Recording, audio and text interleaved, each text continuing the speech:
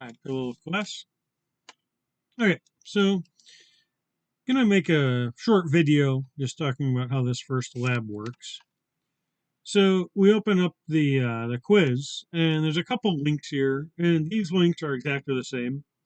But I made the second one because if the first one doesn't work, you can try just copying and pasting, or even just typing that in.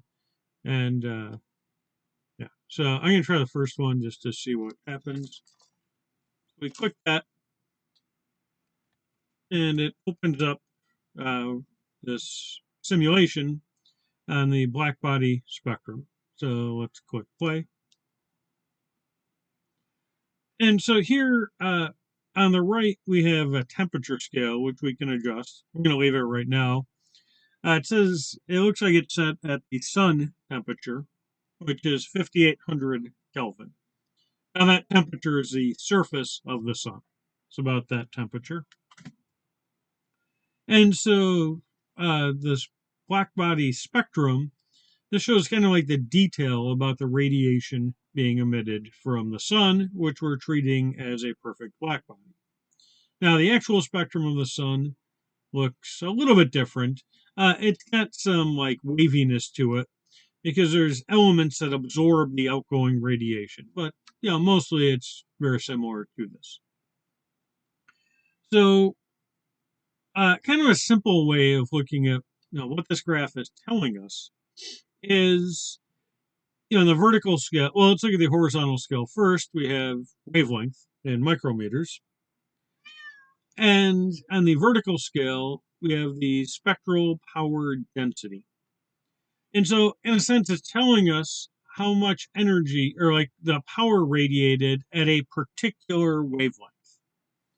It's not quite that simple, though, because we can't just identify one single wavelength and ask how much power is being radiated at that individual wavelength. We have to look at a little range. So if you picture like like a small wavelength range, we can make a kind of like a rectangle underneath the graph, mostly a rectangle, but like a trapezoid.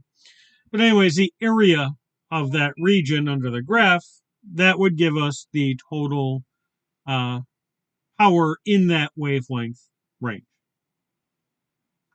And we can play around with this a little bit. Let's look at what happens. So, like, if we look at the sun, for instance, this rainbow here, this is visible light. So, light, like, if you go beyond, if you go to wavelengths greater than this, what's in this rectangle, like over on the red end, if we move further to the right, there's still radiation there. We just can't see it. Our eyes can only detect this narrow band of radiation, but there's things on either side that are just as real, it's just our eyes can't detect it. And so if you look at the sun, you notice that most of their power is being radiated in the visible portion of the spectrum. And that's not a coincidence that the sun radiates mostly visible light. It's the fact that it radiates in that range. It's why we can see it. Our eyes evolved to see what's there. But we can look at what happens if we change the temperature. So one other thing I'll say, like let's raise the temperature a little bit. You can see that the graph gets bigger, and if we raise it a lot, we can kind of lose part of the graph. So we can adjust it by adjusting the vertical scale. So let's go back to like the sun. That was 5,800, close enough. So like the sun looks like this. If we raise the temperature, you can see the graph gets higher. And so that means it's radiating more energy. Basically, the total power output would be the area underneath this entire curve. And so that's one thing that happens as you raise the temperature. Obviously the area under the curve increases, more power being radiated. Let's go up to Sirius. So yeah, Sirius A, that's about 10,000 Kelvin. And so, now if we lower the temperature, we can see the total area decreasing. So obviously, hotter things emit more radiation. We already knew that. But something else happens when we lower the temperature. So let's start with something very high.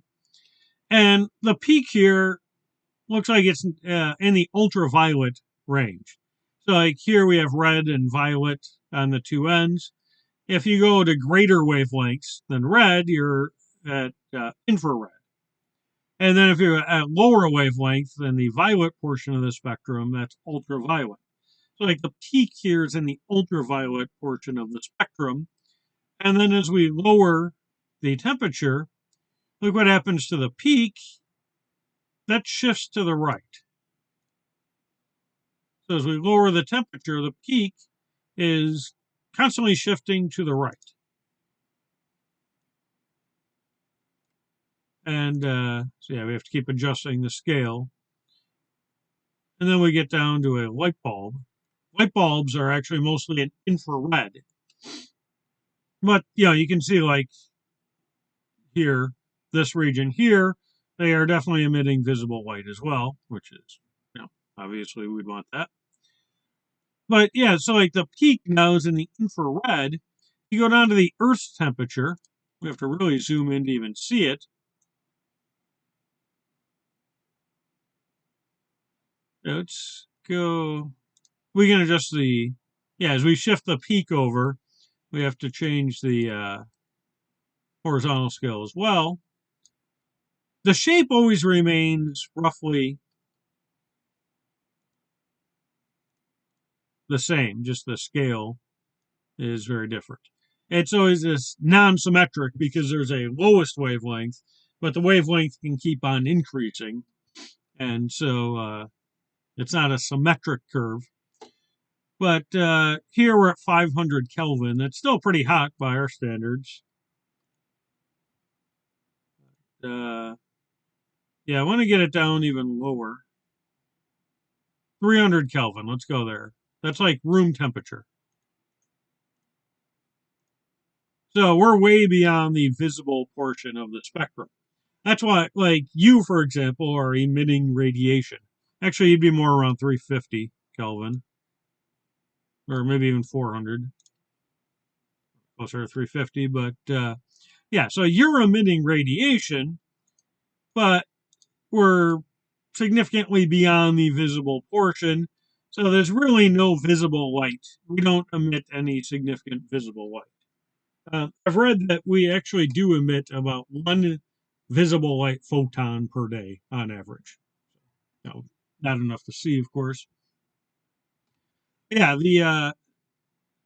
just by playing around with the temperature, you see like the total intensity of the light increases with increased temperature, and the peak shifts to higher wavelengths as we increase the temperature. So let's get back to let's go back to the sun. I'm going to zoom in on the right. Okay. So yeah, if we raise the temperature, the peak wavelength, that should shift to the right. And we're really going to focus on the peak wavelength and not the intensity. We can see the intensity. So it shades the whole region underneath the curve here. And the intensity of the sun looks like 7.35 times 10 to the 7th watts per meter squared. And we can actually use that to find out the total power radiated by the sun by multiplying by the surface area of the sun. So like every square meter of the sun would emit this much radiation, like 73.5 megawatts. And if you multiply by the surface area of the sun, that would give you the total power radiated. But yeah, we're not going to do too much with that. We're going to focus on the peak value. And if we hit this graph values, we can see it gives us the value at the peak. It gives us the peak wavelength, This is in micrometers. So if we multiply by 1,000, we can get to nanometers. So like 483 nanometers. We see that that's kind of in between blue and green. And so yeah, that's where the sun is emitting most strongly. But it is emitting significantly in all of the colors of the rainbow. And so the sun, I've heard from space, the sun actually appears pretty much white. It looks yellow typically when you look at it through the atmosphere, or sometimes red because of light scattering. But from space, the sun is pretty much just white. But yeah, it does, you know, peak in this region for like the blue green region. And yeah, we want to, and we can see the values. We only care about this value. There's 483 nanometers. And the reason that we're going to focus on this is because there is a relation between the peak wavelength and the temperature. And that's something called the Wien displacement law. And that's what we're going to work with today. Basically, what the Wien displacement law says is that the peak wavelength times the temperature in Kelvin is equal to some constant value. And we want to find that constant. And there's a theoretical value which we can then compare it to. So what we're going to do is we're going to make a table where we're going to start with, say, a very low temperature. Let's go 200 Kelvin. Let's go maybe 300. You can pick your own values. But we want to go like kind of a good range of temperatures here. So finding the peak value might be difficult here. We want to shift over here because it's cold and then zoom in. Okay. So yeah, it'd be, well, 7.244 micrometers or 7,244 nanometers. And that's for 400 Kelvin. And so on our table, on the kind of X column, the first column, we're going to have temperatures. So you can even pick those in advance. Like, say, let's go from 400, and then we want to get up to about 10,000, just to get a big range here. So let's go to, like, say, 400 to, say, 1,000 Kelvin. And, I mean, I guess you don't even have to zoom in on the graph.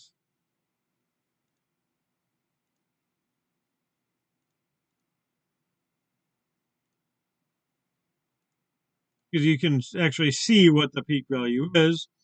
So here you could stick with whatever units you like, micrometers or convert to nanometers. But yeah, so then you'd have data. The X column would be 1,000 Kelvin, and the Y column would be, if we stick with micrometers, 2.898. And now, the kind of a problem with this lab is that these numbers are very accurate. And so, yeah, maybe we can move this around, I believe. Yeah, maybe it'd be better if it didn't just zoom in immediately on the peak. So if you just had to do it visually and find the peak, there'd be a little bit of room for error. You know, maybe you'd misjudge where it is. But with the computer giving you the numbers, you should expect the errors in this lab to be very small. And so we want at least 10 data points. So like that would be one example. I wonder if it'll, yeah, I think it zoomed back in on the peak here. Yeah, we'd have like 1,000 and 2.798. And then go up to, say, 2,000 and 1.449 and so on. And you'd make a table and then plot the table. And it's definitely not going to be linear because of the relation between these two variables, the peak wavelength and the temperature. It's not linear. But then what we want to do is linearize the data and plot that and get the slope. So, yeah, kind of in the written instructions. So let's see. Yeah, it's going to go through what the question's asking. So like question one, just like observing. Yeah, we already answered that. But question two, we're going to make a table. That would be your temperature and wavelength data, or peak wavelength. Question three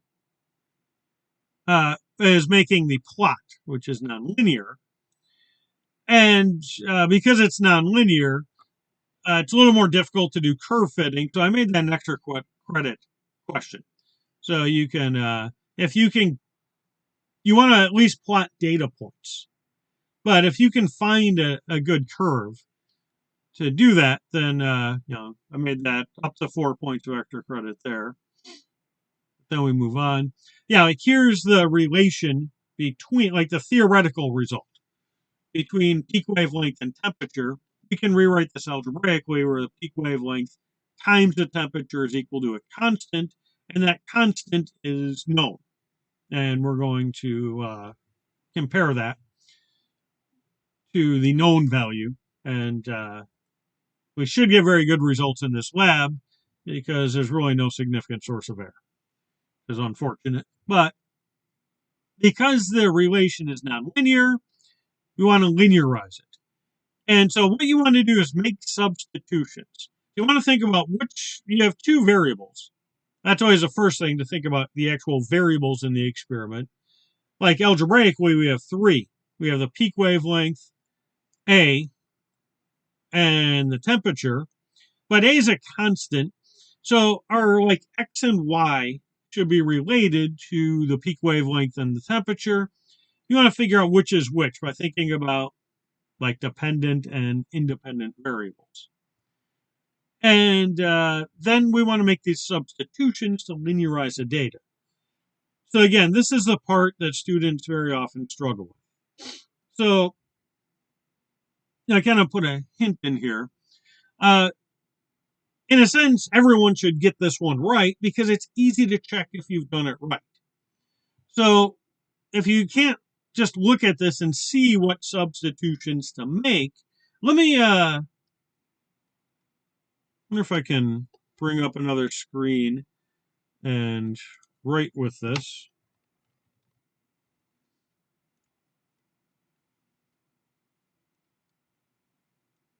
So let me just give you an example of how to do this wrong.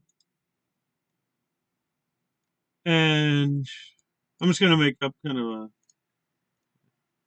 let's just say x equals lambda and y equals t. So we have two variables. Let's just call the first one x. Second, x, this is the first variable we come across. So again, total random guess, and it's going to turn out to be wrong. But once we make this guess, we can check it very easily. So for lambda, that's x. And then we have a over t. And we replace t with y. So, like, is this equation, x equals a over y, is this in the form y equals mx plus b?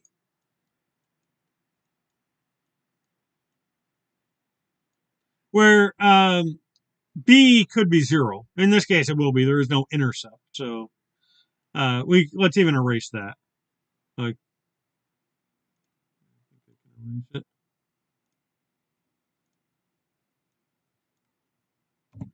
but yeah, this is, well, it's not, let's solve for y.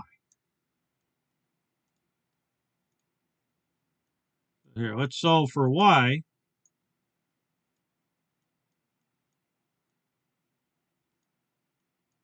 So again, we want y to be some constant times x, but we have a constant divided by x. So clearly, this choice did not work. So it's almost like a systematic approach. Like you can make a guess. Ideally, you'd be able to see it and not guess. But if you can't see it, that's fine. The more you practice with it, the better you get at it. But then you can just take your original equation here. Oh, I can't. circle that one. But you take your original equation and just plug in the substitutions that you made and then solve for y. And is it a constant times x with a possible addition of another constant? If yes, it's linear. Otherwise, it's not. So that's why I say everybody should get this right, because even if you guess wrong, you can check it. So yeah, I'm not going to tell you what variables to make. Try to figure it out. Just if you have no idea, just literally just guess, and hopefully after playing around with it, you'll figure it out. And once you figure out, then it's kind of obvious. But yeah, so here, this is an essay question. So what you would do is just say like x equals lambda, or if it's, you could just do this. Like the symbol here for wavelength, that's lambda, a Greek letter. I think we could actually do that. But it's not worth the trouble. Let's see. Yeah, so we could do Greek. Here, we could say x equals, and we can find lambda in here. And then insert equation. You do not have to do this. And so like our initial guess is x equals lambda. We could even do peak with a subscript. But again, that's probably, Okay. So again, if that was your answer, which remember is wrong, but that's what you would type in here and then just move on.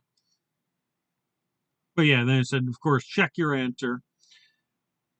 And so once you've linearized your data, then you're going to plot that as well.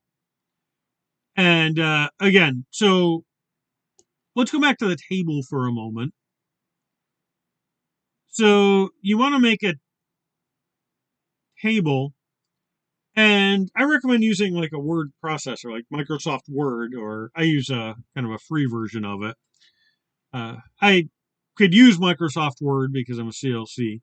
Like everyone at school has it, but I just don't like it. I like the free version more. So, but you could just do it in a document and then take a screenshot or something.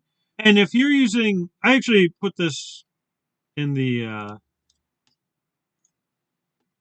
on the taskbar because it's so useful. It's a cool tool called the snipping tool. You might have this on your computer, depending on what kind of computer you have, or something equivalent maybe. But yeah, you just hit that, click new, and like say I want to highlight, or I want to make a highlight that, and then I could save this as an image. So that's one way to do it. So like if you have, and again, this is anything on your screen, you can just make that rectangle and make an image out of that. Another way to do it would be to just do print screen, which will capture your entire screen, and then you can just crop out everything that you don't like or don't want on there. Snipping tool is just very convenient. So yeah, I just always have that handy. And yeah, so you'll make a table. I don't want to save that. And you can do that on just something like Microsoft Word, and then save it and then upload it here. So that's a file upload. Same thing with the plots. Those are going to be file uploads. Here, you just write in your answer. And then the linearized plot. So you're going to have to make a new table to linearize your data with like new X and Y values, or at least one of those is going to be changed. You don't need to show me that table. So we'll have one table and two plots for this lab.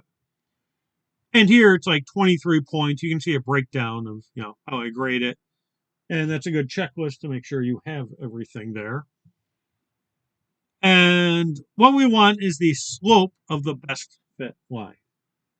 So once you plot your data, you can use a spreadsheet for that. Then you insert a best fit line, and I might have to make a new video. Last time I taught this class, I did a different lab first where I went over in quite a bit of detail how to do that. But now I made this lab one before that. So really the information, if you don't know how to do this, is in lab 2. So I'll try to maybe make a new video explaining how to do that. But for now, let's just move on so you know how to do that. And you plot your data, should be linear. And you should see that it's linear after you make your change of variables. And then the computer can insert a best fit line and show you the equation. And all you need is the slope. You don't need the intercept. Sometimes that could be useful information as well. But now all we need is the slope, which has a number and units. And you need to include both. And again, that's just typing. So you could write slope equals, whatever number you have, and then whatever units you have. And again, if you have something like micrometers, you can go into equation mode and use a micro symbol. Or it's also fine if you said something like, I'm going to make up units so I don't give up any hints here. But if it's difficult to actually type out symbolically, you can just write it out. Like, say it's watts per micrometer squared. I'm not saying those are what the units are going to be. That's just an example. So, just make sure to include information, numerical, and what units you're using. And then using the slope, you can find that constant A from the Wien's displacement law, which is here. So we want to find this constant A using the data you collected in the simulation. And there's a theoretical value here, which is 2.9 times 10 to the minus 3 meters times Kelvin. And so you put your A value, the theoretical value. So again, I would recommend just using something like Word, making this table, but putting in the numbers and units. So again, units are worth 4 points here. And now we have percent error or percent difference. So again, you're going to insert a table that looks like this. You'll have your numbers and units in here. But this part here, you're going to pick one of these. Do you want to have percent error or percent difference? And again, because this is our first lab, what does that mean? I think in what I previously had lab 1, I explained all this stuff. But basically, we have two values. We have what you determined from your data and this theoretical value, which you can look up, in textbooks, or, there are many sources where they have these numbers, which ultimately come from, scientific papers where they've, done a very careful study of this, and it's been reviewed by other scientists.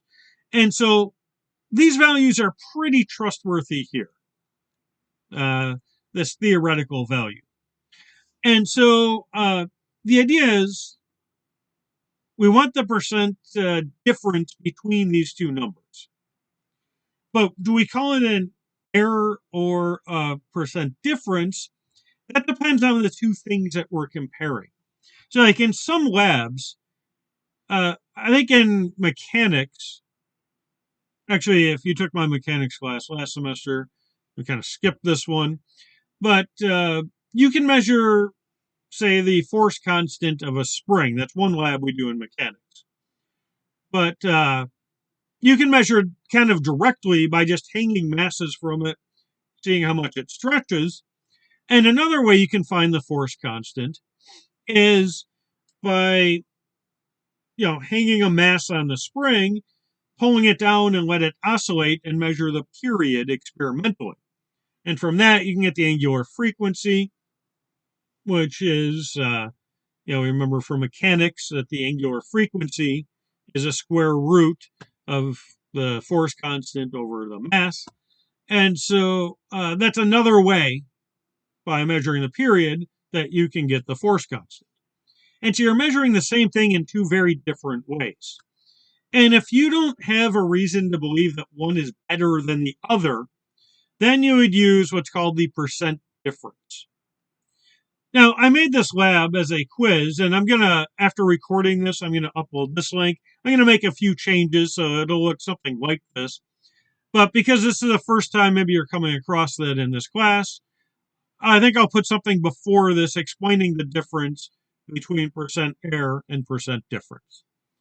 So, when you're comparing two things and you don't really have any reason to believe that one method is better than the other, then you're just seeing how close those two values are to each other. So that's what we call the percent difference. But in this case, we have this theoretical value, which is known very accurately. And so our experimental value, if we were doing an actual experiment in particular, we're not as confident in our own result as something published by, professional scientists.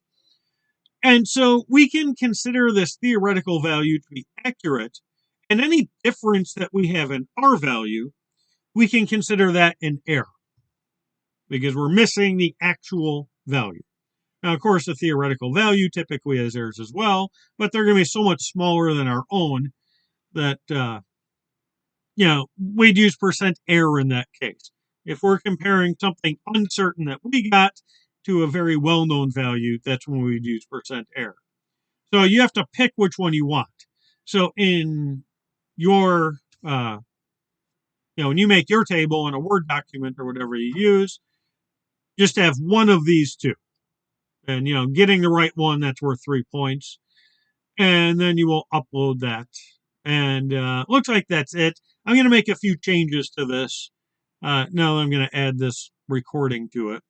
But basically, that's going to be how this lab works.